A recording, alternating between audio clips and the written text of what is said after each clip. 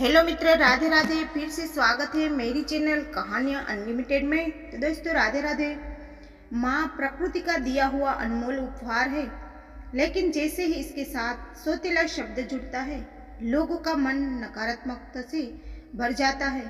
हमारे समाज में सौतेली माँ को झगड़ालू और अपने सौतेले बच्चे को कष्ट देने वाली तथा अपने पति के कान भरने वाली समझा जाता है। लेकिन इस रंगीन दुनिया में रिश्ते निभाने वाले पर निर्भर है कि वह उसे कैसे निभाते हैं। दोस्तों, ये कहानी एक सौतेली माँ की ही है, जिसने अपने प्यार की ऐसी मिसाल पेश की कि लोगों की सौतेली माँ के प्रति सोच ही बदल गई। प्रीतमपुर गांव में एक जमींदार रहते थे। उनका 8 वर्ष का एक बेटा था, जिसका नाम विक्रम था। वह उम्र में छोटा जरूर था, लेकिन उसकी ठाठ में कोई कमी नहीं थी। वह राजा महाराजाओं की तरह बर्ताव किया करता था। हवेली के सारे नौकर विक्रम के इशारों पर नाचा करते थे। उसके बात करने का अंदाज शाही था। विक्रम की माँ यानी जमींदार की पत्नी का 6 माह पूर्व देहांत हो चुका था। जमींदार अपने बच्चे की जवाबदारी अकेले नहीं संभाल पा रहे थे, इसलिए वह दूसरी शादी करने का विचार करते हैं। गांव के पंडित जी उन्हें पहले ही कई रिश्ते दिखा चुके थे। उन्हें में से एक लड़की उसको अच्छी लगी थी। लड़की जमींदार को पसंद आती है। वह एक गरीब परिवार की लड़की थी और अच्छी पढ़ी लिखी थी, और उसके पिताजी अपनी बच्ची के भविष्य के लिए एक बड़े घर में रिश्ता करना चाहते हैं। और जमींदार एक बहुत बड़ी हवेली का मालिक होने के साथ साथ कई तरह के कारोबारों का मालिक भी था, जिसे देखकर लड़की के पिता एक बच्चे के बाप से अपनी बेटी की शादी करने को तैयार थे। दोनों की उम्र में लगभग 12 वर्ष का अंतर था। पंडित जी अच्छा मुहूर्त देखकर दोनों की शादी बड़ी धूमधाम से करवाते हैं। गांव में जमींदार की बहुत इज्जत थी, इसलिए शादी में पूरा गांव शरीक होता है। बारात में जमींदार का बेटा विक्रम भी घोड़े में बैठा होता है। वह देखने में बहुत सुंदर था। बारात में सभी उसे देख रहे होते हैं, लेकिन विक्रम को अपनी नई माँ से मिलने की जल्दी होती है। बारात में सिर्फ वह उन्हें देख पाया था। अब वह उन्हें मिलने का इच्छुक था। पहली बार अपनी सौतेली माँ के घर आते ही विक्रम उनका राजसी स्वागत करता है। वह भी आते ही विक्रम को प्यार से गले लगा लेती है। जमींदार की नई पत्नी स्वभाव से बहुत शांत और सुशील थी। वह विक्रम को देखकर खुश हो जाती है। विक्रम बहुत प्यारा बच्चा था, इसलिए वह पहली ही नज़र में उसे अच्छा लगने लगता है। वह विक्रम को एक सगी माँ की तरह प्यार करने लगती है। विक्रम के जीवन में खुशियाँ आ चुकी थी, और अपनी सौतेली माँ के आने से विक्रम अपने पिता से भी ज़्यादा खुश था। उसे अब अपनी सगी माँ की कमी महसूस नहीं हो रही थी। उसका जीवन खुशहाल हो चुका था। एक दिन जमींदार सुबह सुबह बिना नाश्ते किए ही घर से निकल जाते हैं और दोपहर वापस आ लौटते हैं, लेकिन बिना कुछ खाए पिए अपने कमरे में चले जाते हैं। कई घंटों तक अब उनके कमरे का दरवाजा नहीं खुलता, तो उनकी पत्नी दरवाजा खटखटाती है। काफी देर तक दरवाजा खटखटाने पर भी अंदर से किसी की आहट नहीं सुनाई नहीं देती।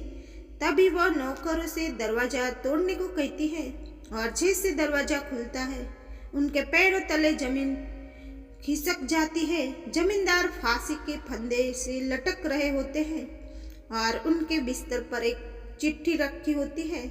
इतनी कम उम्र में बेचारी का सुहाग उजड़ चुका था। अपने पिता की मौत की खबर सुनकर विक्रम को गहरा आघात पहुंचा था।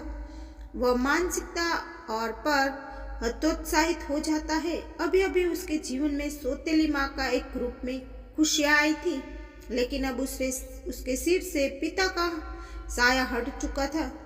दोनों को बहुत कुछ दिन चुका था, लेकिन अभी तो दुखों की कुछ बूंदें ही गिरी थी। सैलाब आना बाकी था।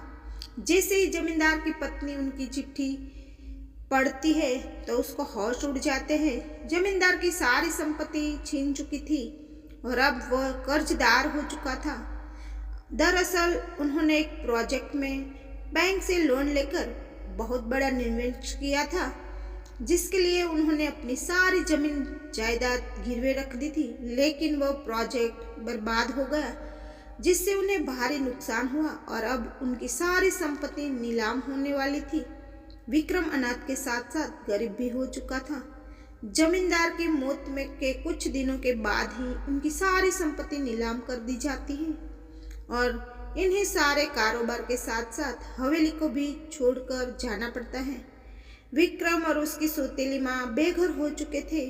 लड़की के पिता उसकी दूसरी शादी का विचार कर रहे थे, लेकिन वह अपने बच्चे से बहुत प्यार करती थी। वह उसे अकेला छोड़कर जिंदगी नहीं बचाना चाहती थी, इसलिए वह अपने पिता के घर नहीं जाती। लड़की के सारे रास्ते बंद हो चुके थे, लेकिन गांव के लोगों की मदद से उन्हें इतने पैसे तो मिल चुके थे कि वह कुछ महीने किराए के में गुजारा सके।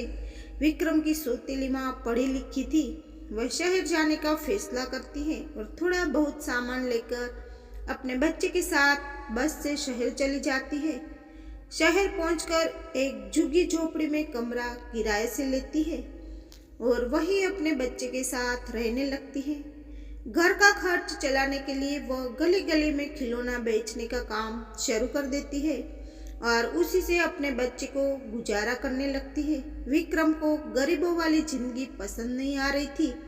उसे खाने का तो 2 वक्त की रोटी तक ढंग से नसीब नहीं हो रही थी। कई बार विक्रम कचरों से खाना उठाकर खाना पड़ता है। विक्रम के सारे ठाठ जा चुके थे और वह अपनी बेसहारा माँ के साथ शहर में दर दर की ठोकरें खाने आ चुका था। धीरे धीरे उसे गरीबी में जीने की आदत होने लगती है। विक्रम को जो मिलता वह वही खा लेता। विक्रम को रह रह कर अपने पिता की याद आती है, क्योंकि पिता की राज में उसे 56 भोगों से सुशोभित भोजन प्राप्त होता था। लेकिन आज वह एक दिन के निवाले के लिए तरस रहा है। एक दिन विक्रम रास्ते में किसी से खाना मांग रहा होता है। तभी रास्ते से गुजर रही कार में बैठा एक व्यक्ति उसे पहचान लेता है, क्योंकि वह कई बार विक्रम के पिताजी से मिलने हवेली जा चुका था। वह विक्रम के पास पहुंचकर अपनी कार को रोक देता है और गाड़ी से उतरकर विक्रम से उसके हालातों की वजह पूछता है। बड़े दिनों बाद विक्रम से किसी ने उसकी हालातों पर चर्चा की थी। अचानक विक्रम फुट फुट कर रोने लगता है। वह उन्हें अपने समझकर सारा दुख बयान कर देता है। यह व्यक्ति एक बहुत बड़े व्यापारी थे और वह जमींदार को अपना अच्छा दोस्त समझते थे, लेकिन व्यापारी की यात्राओं के कारण कई सालों से वह जमींदार से मिल नहीं पाए थे।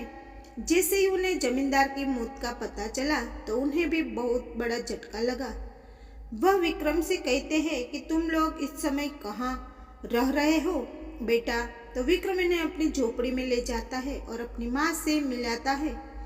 वह उनकी कुछ मदद करना चाहते हैं, इसलिए कुछ पैसे निकालकर विक्रम के हाथों में देते हैं, लेकिन वह खिलौनों से इतना कमाने लगी थी कि अब वह किसी का एहसान नहीं लेना चाहती थी। जैसे इन्हें पता चला कि विक्रम की माँ खिलौना बेचती है, वह खुश हो जाते हैं, क्योंकि इत्तेफाक से इसकी भी एक खिलौनों की फैक्ट्री है और इन्हें एक अच्छी सेल्स गर्ल की तलाश थी। विक्रम की सौतेली माँ सड़क पर खिलौना बेचते बेचते एक कुशल विक्रेता बन चुकी थी और वह इनकी कंपनी में नियुक्त होते ही अपनी कड़ी मेहनत और लगन से 2 सालों के अंदर खुद की एक छोटी सी खिलौना बनाने की फैक्ट्री खोल देती है और अब धीरे धीरे इनकी जिंदगी बदलने लगती है। विक्रम भी अपनी सौतेली माँ के साथ खिलौनों की फैक्ट्री में काम करने लगता है। इनकी फैक्ट्री के बने हुए खिलौनों की मांग देश विदेश तक होने लगती है और कुछ ही सालों में उनकी कंपनी का नाम पूरे देश में होने लगता है।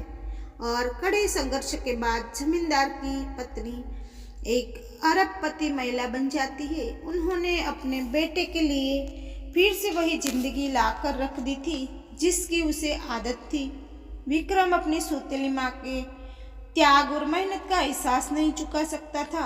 वह अपनी सौतेली माँ को भगवान की तरह पूजने लगता है और गमों बादल छटते ही खुशियों की बारिश के साथ ये कहानी दोस्तों ख़त्म होती है। तो आपको ये कहानी अच्छी लगी हो तो माँ के लिए लाइक करें और कमेंट में माँ जरूर लिखिए। राधे राधे।